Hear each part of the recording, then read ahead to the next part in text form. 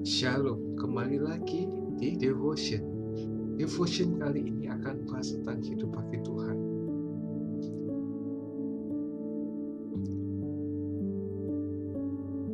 Kali ini kita akan belajar dari Rasul Paulus, karena dia merupakan salah satu tokoh dalam Alkitab yang hidup bagi Tuhan dengan cara salah satunya merupakan apa yang di belakangnya, seperti yang dikatakan di Filipi 3 ayat 7-8. Tetapi apa yang dahulu merupakan keuntungan bagiku, sekarang ku anggap rugi karena Kristus.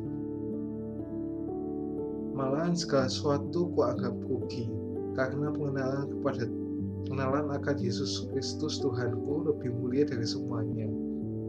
Oleh karena Dialah aku telah melepaskan semuanya itu dan menganggapnya sampah, supaya aku memperoleh Kristus. Ya, apa yang diingini atau dikehendaki atau dicapai oleh Rasul Paulus, atau mengarahkan diri kepada yang di hadapannya. Dikatakan di Filipi 3 ayat 10-11.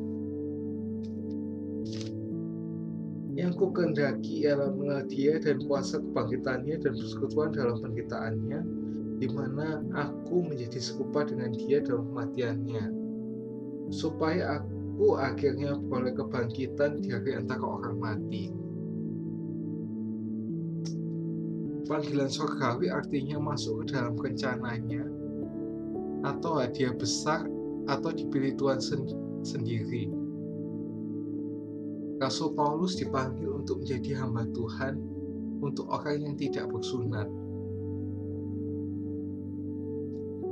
Ada dua hal yang menjadi kunci keberhasilan Rasul Paulus dalam memenuhi panggilan surgawi, sehingga ia berani mengatakan, aku telah mengakhiri pertandingan dengan baik, aku telah mencapai garis akhir, dan aku telah memelihara iman. Ini dikatakan di 2 Timotius 4 ayat 1. Pertama, kunci keberhasilannya itu apa? Ketaatan. Ini jadi Kisah Rasul 26 ayat 19. Yang berkata, sebab itu ya Raja Agripa, pada perbuatan yang dari surga itu tidak pernah aku tidak taat. Ini gimana sih caranya kita taat? Yang pertama, harus mau keluar dari zona nyaman.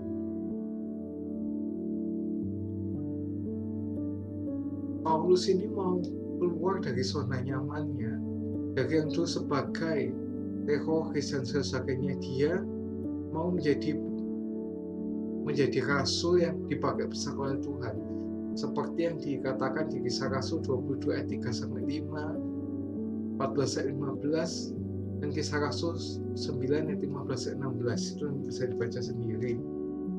Terus harus menjadi tawanan roh, seperti dikatakan di Kisah Rasul 20 ayat 18-24. Sesudah itu mereka datang, berkatalah ia kepada mereka, kamu tahu bagaimana aku hidup di antara kamu.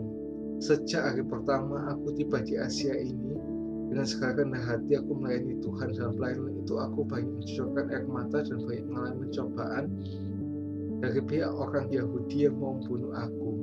Sungguh pun demikian, aku tidak pernah melahirkan apa yang berguna bagi kamu.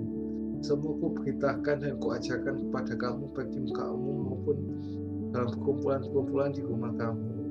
Aku senantiasa bersaksi kepada orang Yahudi dan orang-orang Yunani, supaya mereka bertobat kepada Allah dan percaya kepada Tuhan kita Yesus Kristus. Tapi sekarang aku sebagai tawanan roh, aku pergi ke Yerusalem, dan aku tidak tahu apa-apa yang akan terjadi atas diriku di situ, selain pada yang dinyatakan Roh Kudus dari kota ke kota kepadaku, bahwa penjara dan sengsara menunggu aku. Tetapi aku tidak menghiraukan nyawaku sedikit pun, asal saja aku dapat mencapai garis akhir dan menyelesaikan pelayanan yang ditugaskan oleh Tuhan Yesus kepadaku untuk memberi kesaksian tentang Injil kasih karunia Allah. Menjadi tawanan roh itu orang yang menurut kemana saja yang Tuhan perintahkan, bahkan ke suatu tempat yang tidak menyenangkan. Orang menjadi tawanan roh ini hidupnya selalu disertai Tuhan dan mendapatkan pujian, baik dari Tuhan atau sesama. Sering katakan di Kisah Rasul 23 ayat 11. Terus yang terakhir, cara yang taat itu gimana? Bertanggung jawab, menyelesaikan tugas yang dibebankan Tuhan kepada kita. Sampai setelah saya sering katakan di Kisah Rasul 20 ayat 24 tadi itu. Yang kedua, selain puji kebersihannya Rasul Paulus yang taat, yaitu kesetiaan. Di Roma 8 ayat 35.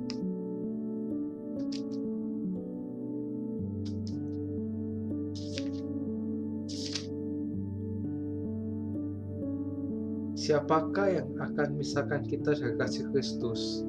Penindasan atau kesesakan atau penganiayaan atau kelaparan atau ketelanjangan atau bahaya pedang. Gimana sih caranya setia? Yang pertama, tidak putus asa atau tidak kecewa. Seperti yang dikatakan di 2 Korintus 11 ayat 22 sampai 28, nanti bisa dibaca sendiri ya. Bahkan apa yang diinginkan Tuhan pun tidak dikabulkan, ia tetap setia. Itu diceritakan bahwa Rasul Paulus itu merasakan sakit karena ada duri di dalam daging, sampai dia 3 kali berseru supaya Tuhan mengangkat duri dalam daging itu. Ternyata malah jawabannya Tuhan malah, kasih karuniaku cukup bagimu, maka dalam kelemahan lah kuasa Tuhan itu menjadi sempurna. Terus yang kedua, setia itu yang gimana? Berani menghadapi tantangan. Sekali ikut Yesus, tetap ikut Yesus selamanya. Ini biarlah menjadi moto di hidup kita, ya. Sekali saya ikut Yesus, tetap ikut Yesus sampai selama-lamanya. Sekali saya ikut Yesus, tetap ikut Yesus selama-lamanya. Ini adalah moto hidup yang harus kita hidupi setiap harinya, supaya kita bisa tetap berkomitmen untuk tetap mengikuti Yesus walaupun dalam keadaan terhimpit pun. Ada banyak orang pun mungkin yang menekan kita supaya meninggalkan Kristus, tapi dengan komitmen ini dan juga dengan kekuatan dari Tuhan, kita tidak akan meninggalkan Tuhan gimana pun alasannya, karena kita sudah diselamatkan oleh Kristus, ya. Darahnya mahal untuk menebus setiap kita dari dosa. Makanya itu kita harus tak memandangkan setiap hari, sekali saya ikut Yesus, tetap ikut Yesus selama-lamanya. Yang selanjutnya, yang masih ya hubungan dengan moto tadi itu, yaitu mengiring Tuhan sampai akhir hidupnya. Sering dikatakan di Matius 10 ayat 22. Rasul Paulus pada akhir hidupnya mati dipenggal kepalanya di kota Roma. Polikarpus, umur 110 tahun, pemimpin gereja Smyrna di Turki, diminta mujat Tuhan dan menyembah dewa. Ia mengatakan, sudah 86 tahun saya mengabdi kepada Kristus dan tidak pernah Kristus berbuat salah kepadaku. Bagaimana saya dapat menghujat Raja dan penyelamatku? Tuhan Hakim mengancam aku dengan api yang seketika saja. Tapi Tuhan tidak mengenal api yang kekal, tepat orang fasik dibuang kelak. Jadi ada 2 rahasia Paulus untuk hidup bagi Tuhan. Yang pertama, tadi sudah kita bahas kesetiaan. Dia harus apa aja, mau keluar dari zona nyaman, harus mau menjadi tawanan kok, dan yang terlebih bertanggung jawab. Terus yang kedua, kesetiaan. Gimana caranya Paulus setia? Tidak putus asa ataupun kecewa walaupun